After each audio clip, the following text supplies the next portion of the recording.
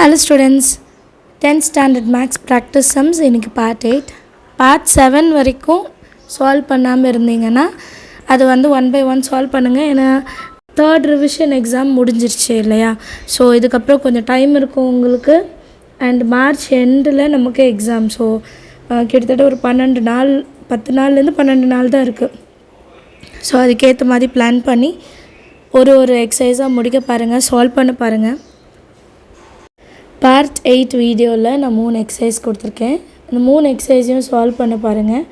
And இனிமேல் நீங்கள் என்னென்ன சம் சால்வ் பண்ணுறீங்களோ அதில் 2 மார்க் தனியாக 5 மார்க் தனியான்னு பிரித்து சால்வ் பண்ணுங்கள். ஸோ 2.6, 3.9, 5.2. 3.9 கம்ப்ளீட்டாக 2 மார்க்ஸ் தான். 5.2ல் 5 மார்க்ஸ் இருக்குது. 2.6ல் 2 மார்க்கும் இருக்குது, 5 மார்க்கும் இருக்குது. ஸோ இந்த 3 எக்ஸசைஸோட 2 மார்க்ஸ் எல்லாம் ஃபஸ்ட்டு முடிச்சிடுங்க. அதுக்கப்புறம் 5 மார்க். இந்த 3 எக்ஸசைஸ் முடித்த பிறகு எக்ஸாம்பிள் சம்ஸ்.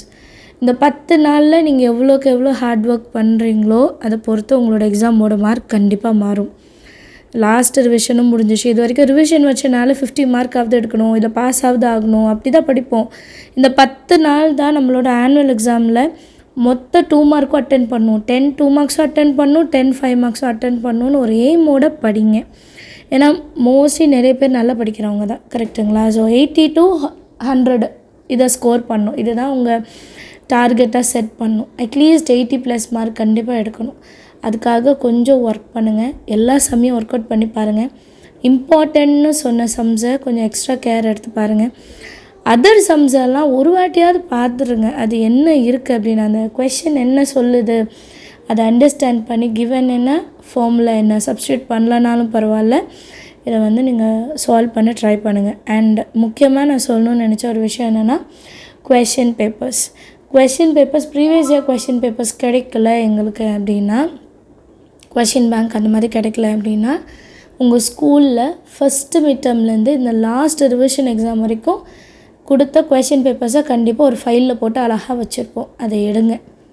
அது வந்து அப்படியே வச்சுருந்தீங்கன்னா அடுத்த வருஷம் யாராவது கேட்டால் கொடுக்க தான் யூஸ் ஆகும், உங்களுக்கு எந்த யூஸும் இருக்காது.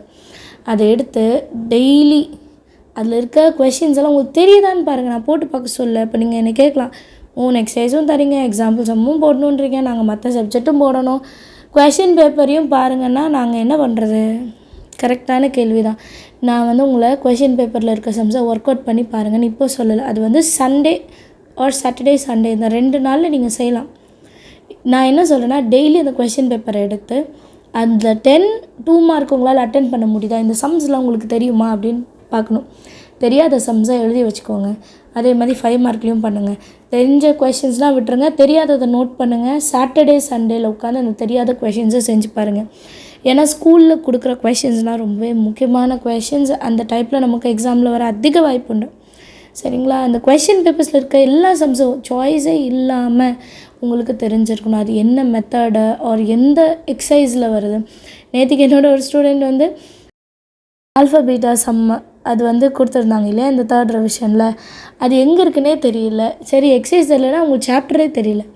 அதுக்கப்புறம் உங்களுக்கு தேர்ட் சாப்டரு யூனிட் எக்ஸசைஸில் கொஷின் நம்பர் 5ல் செகண்ட் சப்டிவிஷன் பாருங்கள். ஸோ நமக்கு வந்து ஒரு கொஷினை பார்த்தோம், நீங்கள் எந்த சாப்டர்னாவது அட்லீஸ்ட் தெரியணும் இல்லையா? அது இன்னுமே தெரியாமல் இருந்தால் நம்ம ஆனுவல் எக்ஸாம் வந்து இன்னொரு 10 நாள் அட்டென்ட் பண்ண போகிறோம்.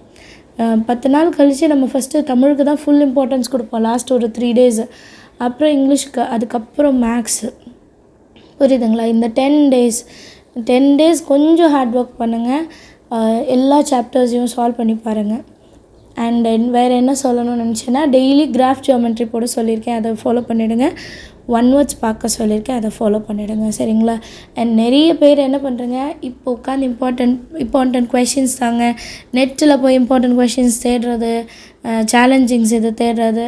டைம் வேஸ்ட் பண்ணாதீங்க. நீங்கள் ஃபோனுக்குள்ளே போனீங்கனாலே 10 நிமிஷம்னு நினைக்கிறது 2 hours ஆனாலும் நமக்கு தெரியாது, டைம் போகிறதே தெரியாது. இம்பார்ட்டண்ட் கொஷின் தேடி கண்டுபிடிக்கிறதுக்குள்ளே உங்கள் டைம் ஓடி போயிடும். உங்கள் மேக்ஸ் புக்கு இருக்குது நம்ம கையில் இல்லையா? 10th ஸ்டாண்டர்ட் மேக்ஸ் புக்கு இல்லைன்னா கொஷின்ஸ் வரப்போகுது. அப்போ அதுதான் உங்களுக்கு வேணும், மேக்ஸ் புக்கு தான் வேணுமே தவிர எக்ஸ்ட்ரா இதெல்லாம் தேடி போகாதீங்க, டைம் வேஸ்ட் பண்ணாதீங்க, சரிங்களா? டக்குன்னு ஒரு சப்ஜெக்டை வந்து எடுக்கிறோம் அப்படின்னா ஒரு சாப்டரை டிசைட் பண்ணுங்கள். நீங்கள் செகண்ட் சாப்டர் நான் போட போகிறேன், 2 எக்ஸசைஸ் அட்லீஸ்ட்னால் அதை முதல்ல முடிச்சிடுங்க. அதுக்கப்புறம் உங்களுக்கு ஃப்ரீ டைம் இருக்கும்போது இதெல்லாம் சர்ச் பண்ணி எடுக்க பாருங்கள். சரிங்களா? அண்ட் வெயில் ஜாஸ்தி ஆகிடுச்சு, கொஞ்சம் நல்லா தண்ணி குடிச்சிட்டு படிங்க, நல்லா சாப்பிட்டு படிங்க. பிகாஸ் இப்போ லாஸ்ட் டைமில் அதெல்லாம் பண்ணுவீங்க, தூங்காமல் சாப்பிடாம ஒழுங்காக தண்ணி குடிக்காமல். எக்ஸாம் டைமில் அது இஷ்யூவாக ஆகிடக்கூடாது. நம்ம ஹெல்த்தும் ரொம்பவே முக்கியம். ஸோ அவ்வளோதான் இன்றைக்கி நான் சொல்லணும்னு நினச்சது. நாளைக்கு உள்ள வீடியோவில் அடுத்த எக்ஸசைஸ் என்னென்னு பார்க்கலாம். சரிங்களா? வேறு ஏதாவது டவுட் இருந்தால் இந்த கமெண்ட் செக்ஷனில் எழுதுங்க. தேங்க்யூ ஸோ மச் ஃபார் வாட்சிங்.